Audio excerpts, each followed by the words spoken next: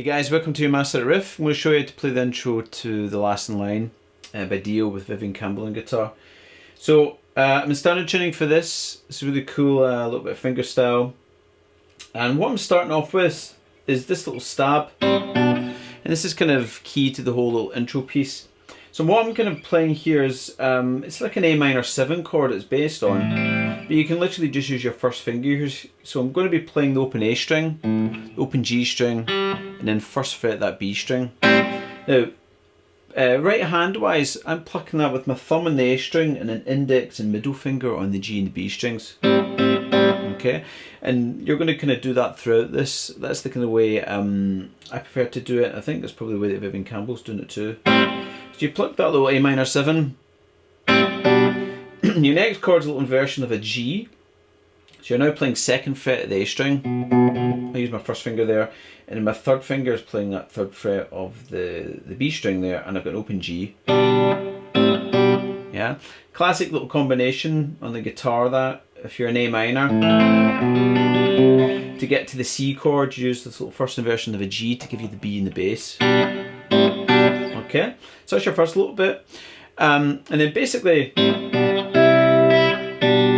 going to move up to the C chord here. So I think Vivian Campbell, if I remember watching the video, he plays it with the first and third finger. Because of the stretch, I like to use the first and fourth. So I'm playing third fret of the A string here with the first finger for that C. I've got the open G string still, and then I've got fifth fret of that B string. Okay, so you're kind of going up to that C chord.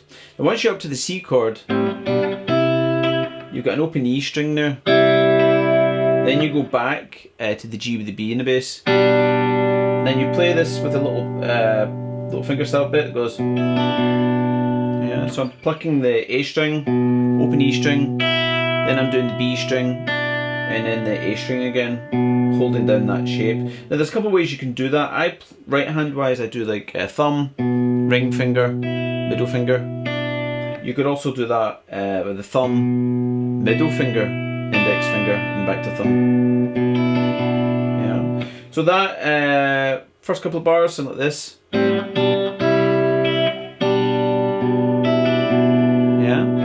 Then you have this little exchange where you go from your A minor 7 again to the GB, back to A minor 7, but we're picking with this little pattern.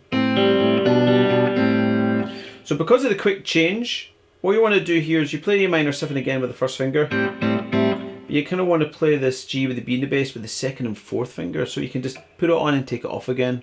And right hand wise, you got 4/16ths here, but the pattern is kind of 3/16ths. So your first little bit is you're plucking the A and the B string. So I use my thumb and middle finger for that. Then I'm going to index finger and open G, thumb and open A string. So it's like, yeah. Then I put on my second and fourth finger. So my second finger's playing the second fret A string, my fourth finger's in the third fret of the D string for the GB inversion. And I play the same thing. So together it kind of goes. And then you go back to the A minor 7 and just pluck the A string and the B string. Yeah. Then you have this, so that kind of lasts for like, it's like an 8th note tied to 16th. And then you have the open G string, open A string to lead you back into the, on the kind of forehand of that bar. So that whole bar slowly sounds like this. Then you go back into it, same as before. And this time you end with a G power chord, yeah, on the and the beat 4 there. So I'm basically, middle finger is playing the third fret of the E string. I've got the open D string there. The A string's being muted, the underside of this middle finger. Open G string, and then my third finger's in the third fret of the B string, then my fourth finger's in the third fret of the high E. Yeah, you just kind of strum that. I use the nail there just to a little bit more zing, but you can use your thumb. Okay. Now before you get back into playing this little riff again, at this point you can count 4 beats. So you play the chord, 1, 2, 3, 4, 1, 2, and then you can play it again. So that's the kind of timing gap.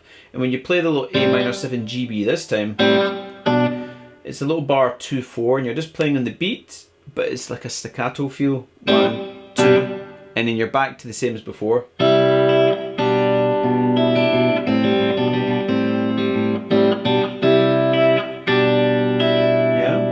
and then the ending this time is an F chord with C in the bass. So what I'm playing there is my 3rd finger's on the 3rd fret of the A string, my 4th finger's on the 3rd fret of the D, my 2nd finger's on the 2nd fret of the G string, and then my 1st finger was on 1st fret of that B string there. And I can pluck that. I use my kind of thumb, index, middle, ring finger there, and kind of pluck all 4 strings. And then you play the open B string and let everything ring out here.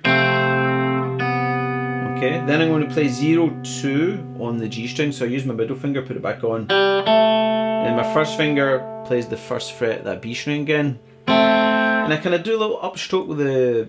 So it's not quite plucked because I can hear this F note in the recording, so I think what he's probably doing is maybe doing like a little up, strum with the index finger there, and then you basically start again to get into the verse. Okay, so that little bit, if I play it from the staccato, the ending bit sounds like this.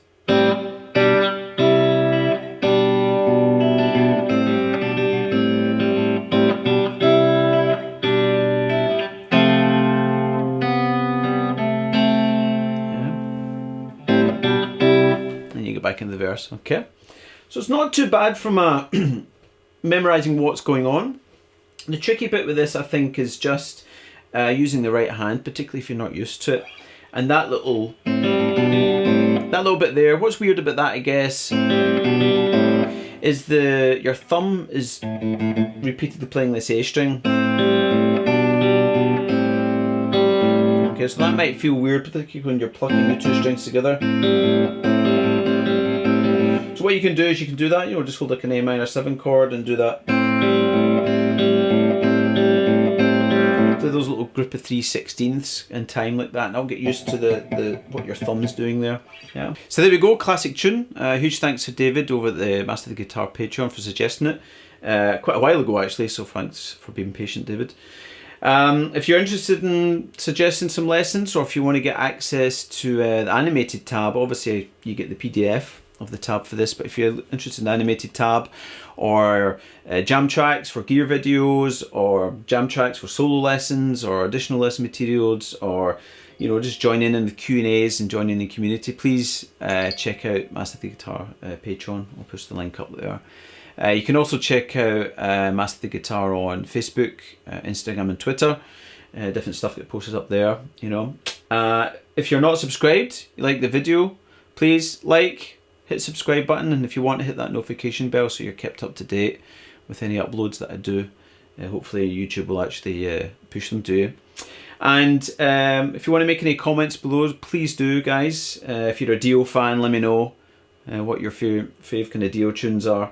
Last Line's an absolute classic, so it was good to kind of cover it in this MasterThatRiff. So have fun with it, guys. Hopefully you enjoy that, and I will see you soon.